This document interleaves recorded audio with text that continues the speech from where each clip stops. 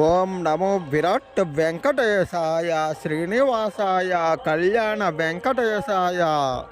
మాఘమాసము గురువారము కళ్యాణ వెంకటేశ్వర స్వామి వారి బ్రహ్మోత్సవాలలో శ్రీ వెంకటేశ్వర స్వామి వారి నేత్ర దర్శనము రోజున శ్రీ వెంకటేశ్వర స్వామి వారిని శ్రీకృష్ణుడిగా కాళీయ మర్దన అవతారంలో శ్రీమాత భూమాత సహితంగా ముచ్చపు పందిరి వాహనములో దర్శించిన వారికి జాతకములోని చంద్రగ్రహ బలము పెరిగి మనశ్శాంతి కలుగుతుంది.